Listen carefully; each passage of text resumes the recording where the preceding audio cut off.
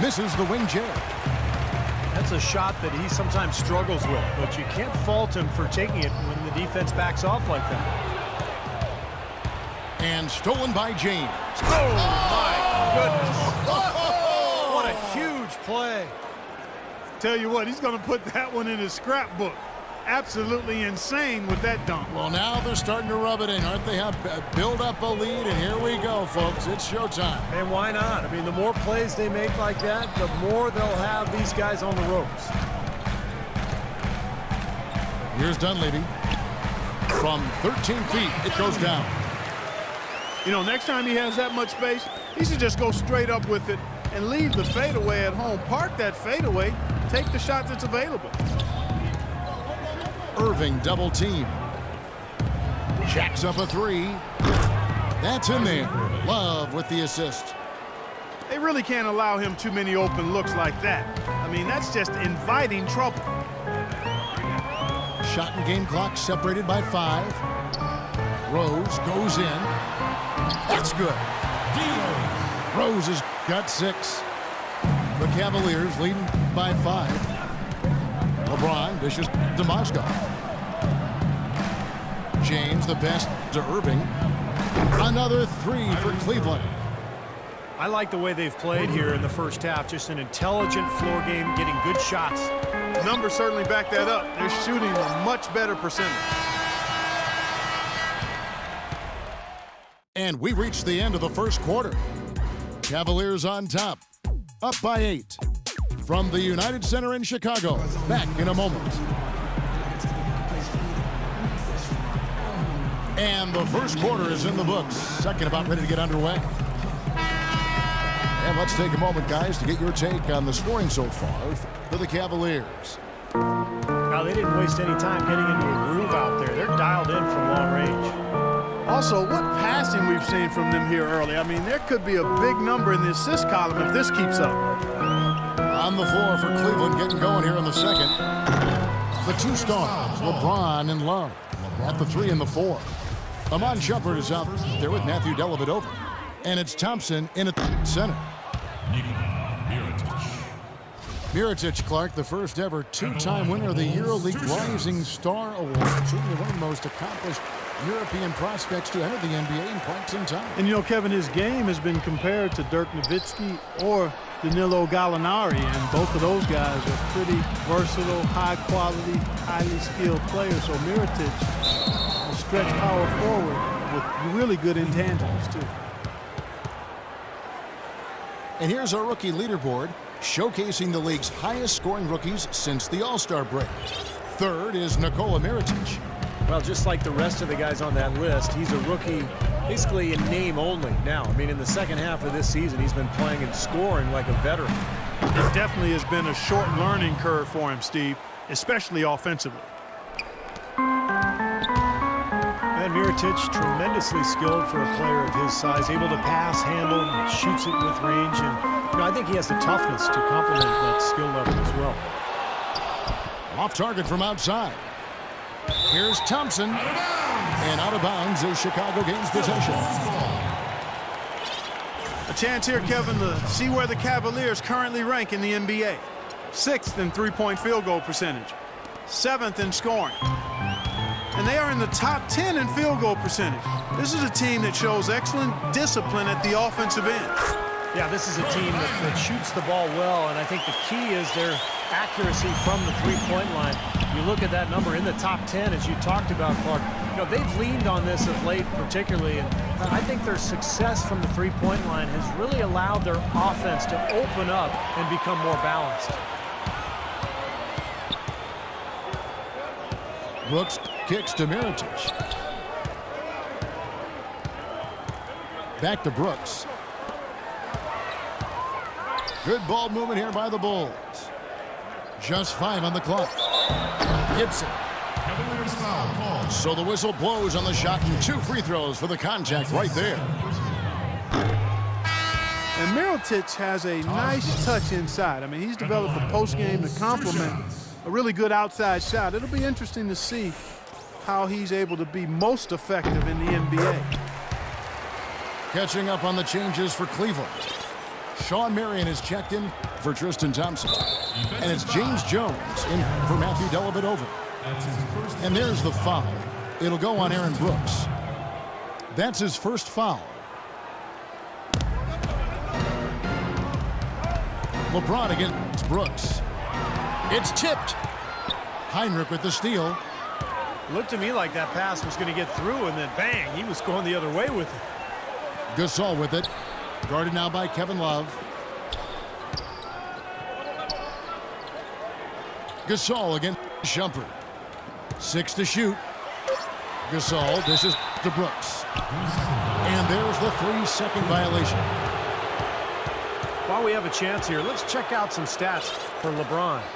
Averaging 25 points per game, 7 assists, and 6 rebounds. He's been at his most dynamic, no question about it. Almost impossible to handle. Yeah, I agree. Not the guy you want to have to go up against right now. I mean, who knows when he'll cool off. These runs of his can last a while. And there's the foul. It'll go on Aaron Brooks. That'll be his second foul of the game. And another foul would give him 3 before the half, something to keep our eyes on.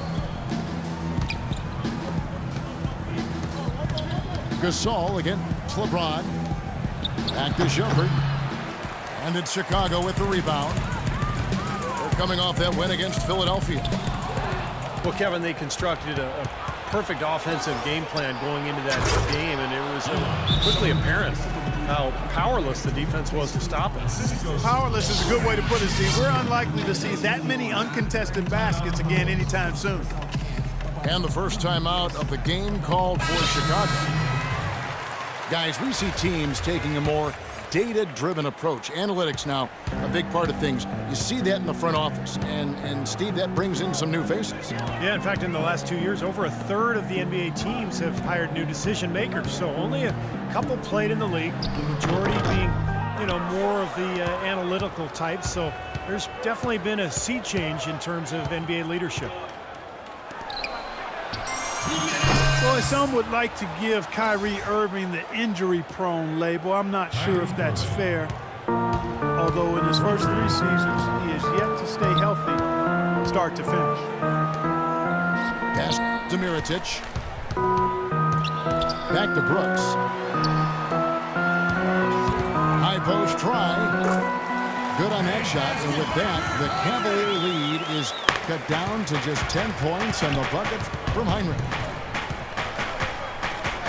And for Kyrie, he can play all 82, Steve, and put this all to rest. But when he goes to the IR as much as he has, it's a fair question to pose. Well, that's what he's got to do, Kevin. He's got to put together a season or two where he plays, 75, 80, 82 games. Nothing else will put that label to rest. And it's just a matter of being able to do it. Some of it is luck, and some of it is maybe developing a more sound routine to help his body get through the year. And it's blocked by Love. Irving against Brooks. Lets it go from deep. Out to Shumpert. The wide open look for Love. Hits the three-point bomb. Love's got 9 points. You can't leave him alone, especially from long range. Brooks, the best to Heinrich. Kicks it to Noah. And it is flushed down with a nice jam. Grown man's power flush with the long hang on the rim at the end of it. Clark, that could be a catalyst for him. I think you're right. Well, we've seen these kind of plays get them going in the past, that's for sure. And count it. 2 points with a chance for one more at the free throw line. So we'll see Sean Marion go to the line here. That's on Aaron Brooks. For the Cleveland Cavaliers, they come in off the loss to the Boston Celtics. There's the feed to Mirotic. Wants to get it to Rose, and does. Some solid defense there from Irving. You see the defenders get out of his way a lot of times when he's on his way to the bucket, but not that time.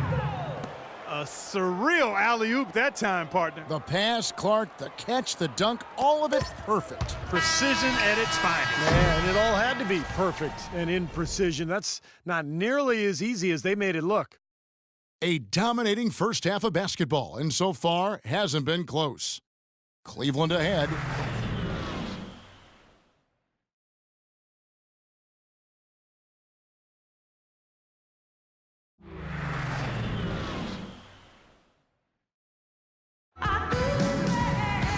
Welcome back, everyone, to the start of the second half. Big margin on our hands, but we'll see if that gap narrows down in the third and fourth quarters. You look at Kyrie Irving in this game, he has been everywhere. He went off in the first 2 quarters, guys, as he's capable of doing. We might see some changes here in the defensive approach they use on him in the second half. Yeah, they've got to make some sort of change. I mean, they can't let him continue to torch him like he has been. And now it's just... Oh, get it! Oh, watch out now. Putting on a show for these people. I cannot believe he pulled that one out in the course of the actual game. Are you kidding me? Oh, man. Might as well flaunt it if you've got it, Clark. Derrick Rose, born and raised on the south side of Chicago, now playing for his hometown Bulls.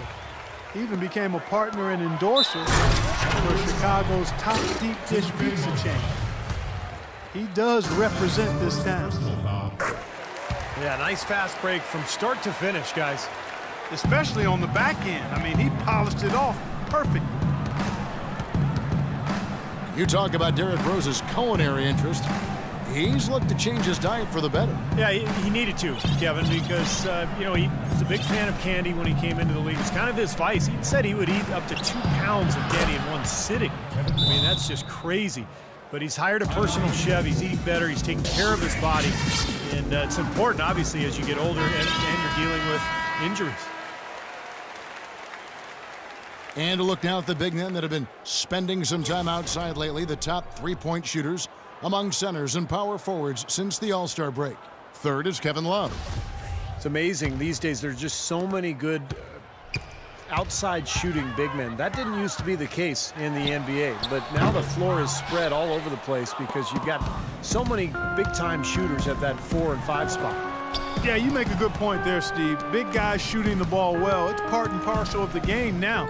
You go back a generation, there were only a fraction of big men who could knock down outside shots like we're seeing currently. Let's check out what Doris Burke has for us.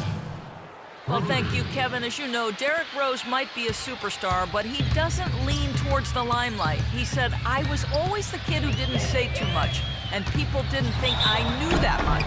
But I followed everything that was going on in the room and always knew my surroundings. Paying attention to detail, that's part of being a point guard. Guys? Certainly a cerebral approach to the game. Much appreciated, Doris. Thank you. Derrick Rose has always had an effective floater. It's a must-have shot for any point guard. He said he developed it on the playgrounds of Southside Chicago.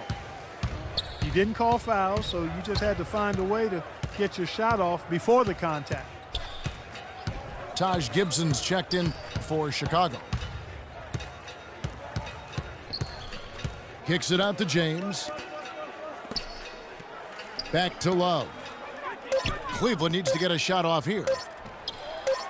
James, no good. And Rose working to develop his floater with, Steve, his left hand as well. Well, you don't see many players who can make a floater with either hand. I mean, something like that with his quickness, that would be impossible to defend. Love kicks to Smith. The kick out to Irving. Back to Smith. Cleveland moving it around. Irving attacking. Stolen by Rose. 3-on-3. Throws it up high. And so it looks like the Bulls will retain possession here.